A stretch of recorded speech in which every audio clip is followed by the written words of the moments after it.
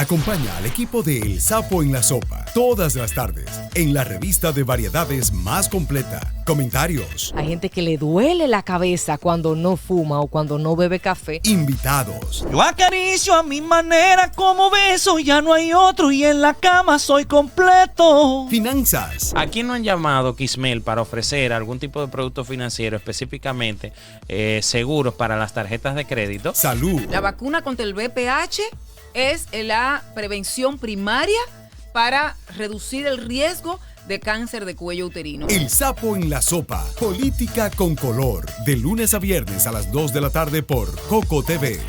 El canal de todos. Hoy, yo ni siquiera invitado tengo hoy. Yo tengo un compañero, un familiar, un tuyo, como decimos aquí en el Cibao. Grimaldi Ruiz, ¿cómo te sientes? Buenas tardes. Te saqué de tu zona de confort. Hoy no es jueves, hoy es martes.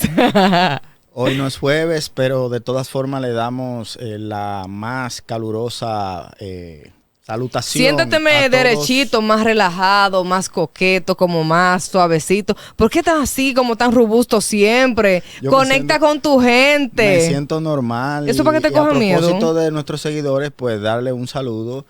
Hoy no es jueves, pero estamos aquí martes, dando los análisis de derecho que nosotros entendemos que nuestros seguidores están pidiendo a través de nuestras redes sociales, especialmente Instagram, en El Sapo en la Sopa.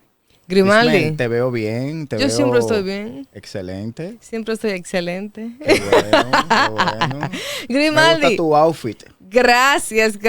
No fue para intimidarte, pero necesitaba verme algo así como Grimaldi. Incluso era negra que me le iba a colocar. Digo yo, no, después me coge el miedo el muchacho. Grimaldi, esta actitud tuya como tan firme, tan robusta, ¿eso es algo directamente que tiene que ver con el derecho para que te cojan pánico? Porque dicen que la apariencia y la boca son la mitad del pleito, decía mi abuela. Es muy posible. Recuérdate que yo fui docente en la universidad y siempre le manifestaba a los estudiantes que el abogado debe tener 3 condiciones básicas. Debe saber hablar, debe saber escribir y debe saber ser abogado. Es muy difícil en la República Dominicana que las personas contraten a un abogado que no tenga la pinta de abogado, que no se parezca a un abogado, que no vista bien, que no sepa dar un buen discurso, que no sepa hablar y sobre todo que no sepa escribir. Entonces ya la práctica, el día a día, pues ha hecho que uno pues tenga este tipo de formalidad, que es lo que se requiere. De hecho, cuando uno va a los tribunales, tanto para referirse al juez o para hablar con el fiscal o para presentar algún tipo de escrito, impera totalmente la formalidad. Sin formalidad es muy difícil que haya un adecuado proceso en el sector justicia. Mira, hoy nosotros vamos a hablar de un tema muy interesante y es el tema de los delincuentes, de los ladrones. Grimaldi, ¿qué pasa si yo mato a un ladrón que se mete a mi casa en plena madrugada aquí en la República Dominicana? Mira, esa pregunta realmente da muchas respuestas. ¿Por qué? Bueno, porque hay diferentes situaciones que se pueden presentar en un robo. De hecho, hay diferentes tipos de robo y esa pregunta incluso me recuerda a una película que nosotros vimos en uno de estos procesos de formación que se llama Felon, que en español sería traducido como felonía o asalto.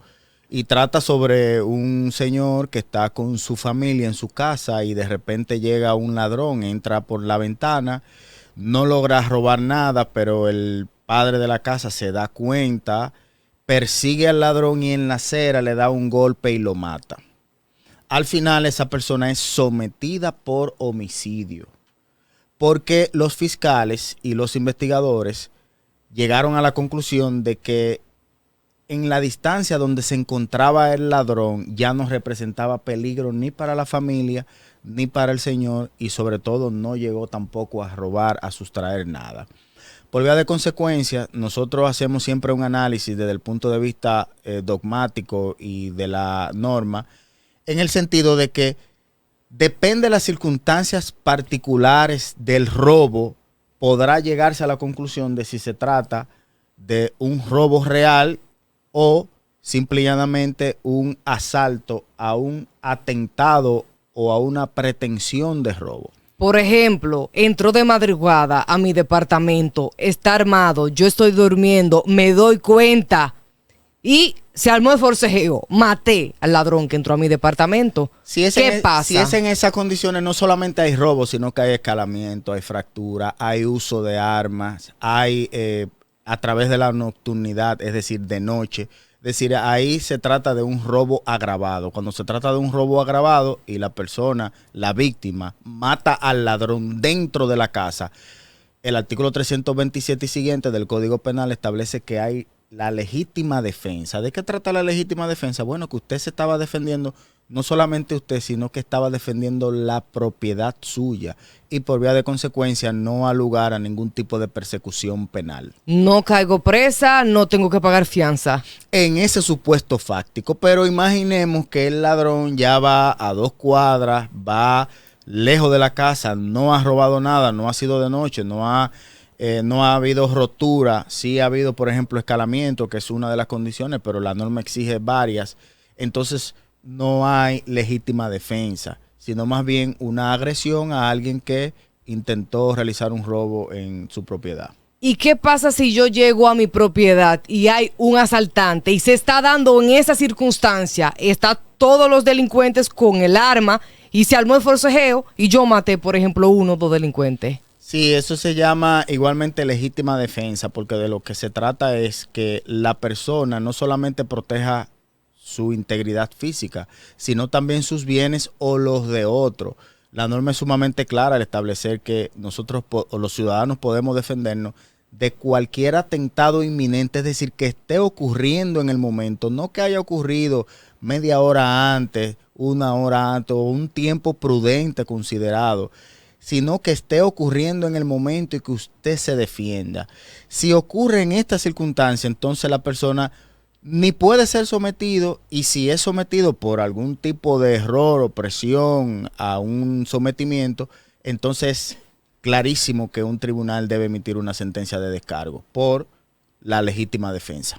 Ahora mismo se da la situación de los asaltos. Si yo ando en la carretera y ando conduciendo mi vehículo y delincuentes me quieren asaltar, pero yo le paso el carro por encima y lo atropello y le quito la vida, ¿qué pasa conmigo?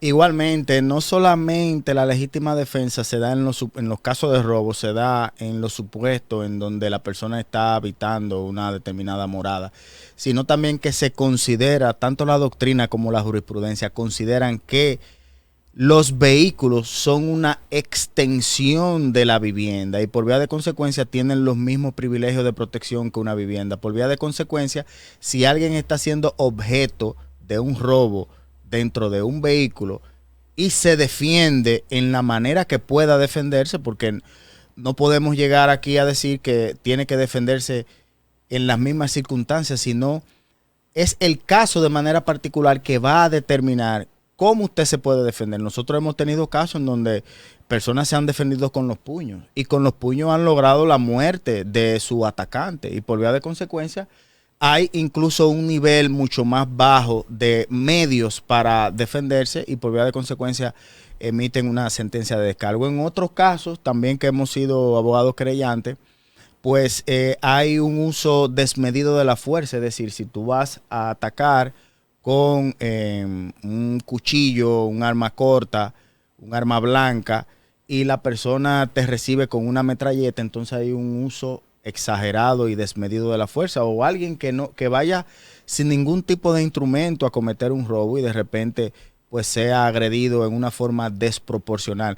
En los casos de legítima defensa de agresión, pero en los casos de robo, tanto de una persona como de un tercero, no hay forma de determinar que hay medio idóneo en el momento en que esté ocurriendo. Por ejemplo, van a asaltarme. Ahora en la carretera alguien quiere ayudarme. Si yo, por ejemplo, estoy siendo víctima de un atraco en plena carretera y alguien se da cuenta y mata a ese asaltante, entonces sí, cambia la teoría. No, igualmente se trata de legítima defensa porque no solamente se trata de autodefenderse, sino también de defender a otros. Es decir, si unos ladrones están en este preciso momento cometiendo un asalto, un robo en contra de una persona y a lo lejos se divisa a una tercera persona que ve el robo, toma una piedra y le lanza esa piedra, le da una pedrada al ladrón y lo mata, pues simple y llanamente está realizando lo que es la legítima defensa, no solamente en este caso de él mismo, sino que está ejerciendo la legítima defensa de un tercero que está siendo víctima de un asalto, de un robo, de un atraco. Pero y si en dado caso el ladrón se metió a mi departamento, saqueó absolutamente todo, yo no estaba en la casa, llegué, encontré todo vacío y yo conozco ese ladrón. Y resulta que puse la querella, no lo atrapan y me lo topé por ahí por la calle y nos fuimos al bollo y lo maté. No, en este caso, pues ya no se dan los requisitos que exigen la legítima defensa, que es que haya inmediación. Ya incluso se habla del depósito de una querella y evidentemente que esto toma un tiempo. Por vía de consecuencia, al encontrárselo en la calle no hay legítima defensa, sino más bien que hay un homicidio voluntario, un homicidio simple. Y en esas atenciones la víctima entonces pasa a ser victimario. Por eso es que nosotros siempre recomendamos a todos, bueno, en este caso también a nuestros seguidores y a todos nuestros clientes, que se asesoren adecuadamente de un abogado. Son casuísticas que pueden darse, pero la población tiene una determinada información que pudiera ser información errada y por vía de consecuencia cometer errores, como este caso que ya nos lo han preguntado anteriormente, que si yo puedo agredir o matar al ladrón que me ha provocado un robo y que yo no lo he encontrado en el acto, sino que me lo he encontrado después. Porque resulta que existe un sistema de justicia, existe todo un código de normas y son las normas que establecen las pautas para actuar en justicia. En este caso, en este ejemplo que tú pones, pues no ha lugar a la legítima defensa, sino más bien que un homicidio voluntario, un homicidio simple. Hay ladrones que tienen en zozobra una comunidad hasta un día y agarró la comunidad completa y le fajó a palo, a garrotazo, con lo que hubo, el barrio completo agarró el ladrón, lo atropelló y casi lo dieron chifuiun. ¿Qué pasa con el barrio que le fajó a garrotazo y posiblemente mató a ese ladrón? Con el barrio no pasaría absolutamente nada, porque eso es lo que se llamaría una agresión. En este caso no pones el ejemplo de homicidio, pero supongamos que sí, que haya habido un homicidio o que sean dos personas, uno haya sido agredido físicamente y otro haya sido resultado muerto, pues se trata de homicidio o de golpes y heridas en masa. Y en esas condiciones la norma y la misma doctrina establecen que no hay a quien culpar. Es decir, fueron todos y no fue ninguno. Por vía de consecuencia, no existe la posibilidad de realizar ningún tipo de sometimiento cuando una determinada comunidad pues agrede o mata a un presunto ladrón. Por eso es que se ve que la policía siempre interviene para proteger al ladrón, porque ya la policía sabe que si una comunidad ataca a un ladrón que es encontrado en pleno acto de robo, pues entonces si muere o si es golpeado, no puede ocurrir absolutamente nada en justicia, por la teoría de los daños cometidos en multitud. Pero ¿y si los familiares de ese delincuente que asesinaron, lo encontraron robando, saben? Fue fulanito, fulanito y fulanito, y te mencionan 7 y van y ponen la querella, por ejemplo. ¿Qué pasaría? La doctrina ha resuelto este tipo de situación estableciendo que para determinar la causa de la muerte habría que determinar el golpe que específicamente provocó la muerte. Y para esto habría que determinar quién fue la última persona o la persona que dio el golpe más contundente. Y en un caso de multitud no es posible determinar quién provocó la muerte, porque una muerte puede ser causada por un batazo, por una pedrada, pero también puede ser causada por asfixia. Entonces, si no está identificada la persona que específicamente y directamente causó el golpe que llevó a la muerte, entonces no ha lugar a ningún tipo de sometimiento. Grimaldi, ¿por qué se da la situación de que hay, por ejemplo, ladrones que roban 1, 2, 3, 4, 5 veces y andan en el barrio entero y lo tienen de zozobra? Se coloca la querella, lo atrapan, pero al poco tiempo lo sueltan. 3 años, 2 años, ¿por qué tan poquito? Mira, nosotros siempre le explicamos a nuestros clientes y ahora aprovechamos y le explicamos a nuestros seguidores que el proceso penal tiene diferentes capas, diferentes etapas, y en cada etapa se juega un rol esencial, y que los casos serán tramitados de acuerdo al tipo de acción. ¿A qué nos estamos refiriendo con el tipo de acción? Hay casos en donde participa el Ministerio Público y no es necesario que esté la víctima, porque son casos de acción pública. Hay casos en donde no participa el Ministerio Público y solamente le corresponde a la víctima participar, porque se trata de casos de acción privada en donde la víctima lleva directamente su acción ante el juez. Y hay casos en donde el Ministerio Público, para poder actuar, requiere, amerita una denuncia o una querella. Y en estos casos, si el denunciante o el querellante no le da seguimiento, entonces la norma establece que el Ministerio Público no puede continuar el caso sin la presencia de un querellante, y por vía de consecuencia se da lo que tú estás preguntando. Ladrones que son arrestados 1, 2, 3, 4, 5 veces, pero resulta que las víctimas quizás llegan a la conclusión y dicen: yo no voy a embromar con el sistema de justicia, yo no voy a pagar abogado para que me restauren el daño que me ha causado un determinado ladrón. Y dejan el caso, es decir, no le dan seguimiento. Los jueces no pueden hacer otra cosa que otorgarle la libertad o otorgarle un descargo, porque también se dan situaciones muy particulares. Por ejemplo, nosotros fuimos apoderados recientemente de un caso en donde una empresa, uno de estos ladrones, pues sustrajo la cantidad de 9 desodorantes. ¿Qué puede hacer una víctima a la cual le han sustraído 9 desodorantes? Va a apoderar a un abogado para que solamente el costo del servicio legal le salga por el valor de 20 cajas de desodorante. Por eso es que a las empresas nosotros siempre les sugerimos que tengan un asesor legal, porque este tipo de casos, si bien son casos bagatela, no menos cierto es que son importantes por un tema de riesgo reputacional de la empresa.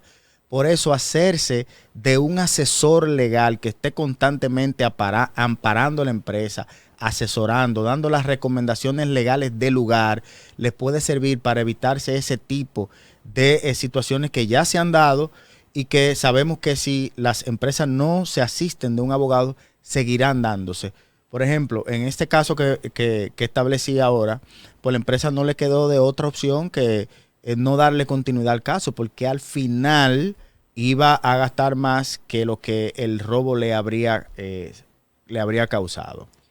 Otra situación que se da aquí en la República Dominicana y que nos prende la sangre es la siguiente. El hijo de Juan el pollero resulta que se robó un racimo de plátano y le cantaron 5 años por ese racimo de plátano, o porque se robó un pollo. Pero resulta que la diputada tal se robó una millonada, por ejemplo la de La Vega, que fue sometida a un proceso por la situación de lavado de activos. 5 para ella también. Entonces, ¿por qué 5 el que se robó el racimo de plátano y 5 para un caso tan complicado y complejo como la diputada, por ejemplo, de La Vega?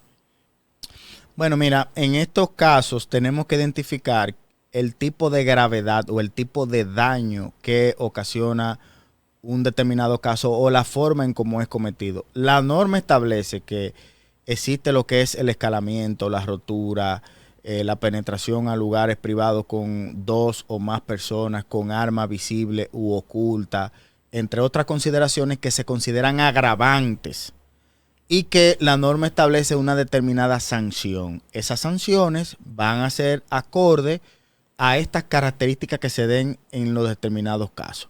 Ahora bien, en los casos de lavado de activos, la norma establece sanciones desde 10, 5 y hasta 20 años, pero lo va a determinar la forma en que se haya cometido la sanción, porque en los casos de lavado de activos, que nosotros somos especialistas en esta área, estamos reconociendo que hay 16 verbos típicos diferentes. ¿Qué son verbos típicos diferentes? 16 formas en cómo se puede lavar activos para los sujetos actores principales, porque también hay sanciones para los sujetos financieros, el sector financiero, los sujetos no obligados o los sujetos obligados.